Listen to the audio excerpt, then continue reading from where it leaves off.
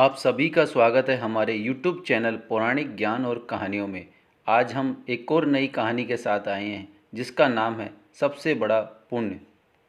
एक राजा बहुत बड़ा प्रजापालक था, हमेशा प्रजा के हित में प्रयत्नशील रहता था। वह इतना कर्मठ था कि अपना सुख, ऐश, आराम सब छोड़कर सारा समय जन कल्याण में ही लगा देता था। यहाँ तक कि जो मोक्ष का साधन है अर्थात भगवान भजन, उसके लिए भी वह समय नहीं निकाल पाता था।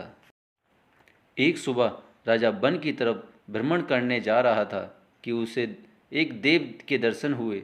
राजा ने देव को प्रणाम करते हुए उनका अभिवादन किया और देव के हाथों में एक लंबी चौड़ी पुस्तक देखकर उनसे पूछा, महाराज आपके हाथ में क्या है? देव बोले, राजन ये हमारा भाई खाता है जिसमें सभी भजन करने वालों के नाम हैं।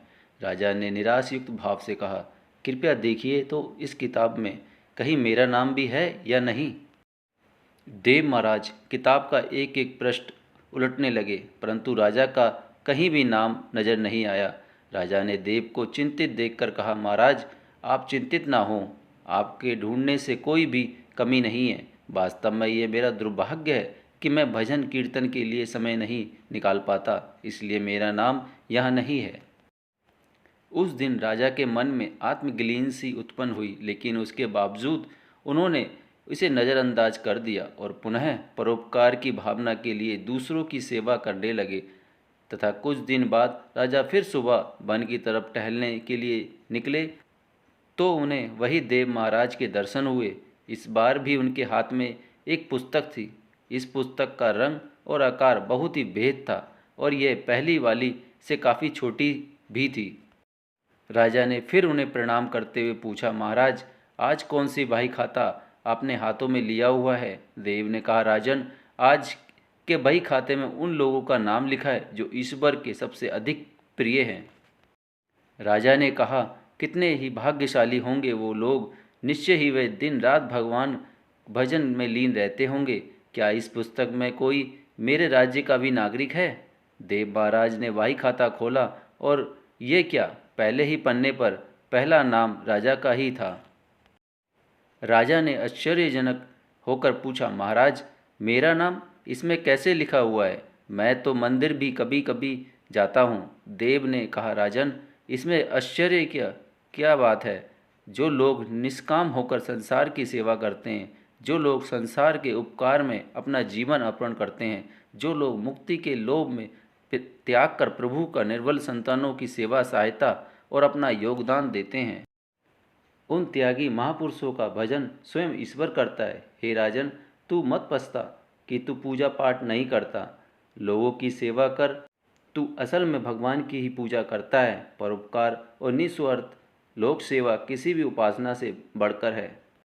देव ने वेदों का उदाहरण देते हुए कहा, कर्म करते हुए 100 वर्ष जीने की इच्छा करो तो कर्म वर्धन में लिप्त हो जाएगा। राजन भगवान दीन दयालु हैं, उन्हें खुशामद नहीं भाती बल्कि आचरण भाता है। सच्ची भक्ति तो यही है कि परोपकार करो, दीन दुखियों के हित साधन करो। अनाथ, विधवा, किसान व निर्धन आज अत्याचारियों से सताए जाते हैं, इनकी यथाशक्ति सहायता और सेवा करो और यही परम भक्ति है। राजा को आज देव के माध्यम से बहुत बड़ा ज्ञान मिल चुका है और अब राजा भी समझ गया कि परोपकार से बड़ा कुछ भी नहीं और जो परोपकार करते हैं वही भगवान के सबसे प्रिय होते हैं।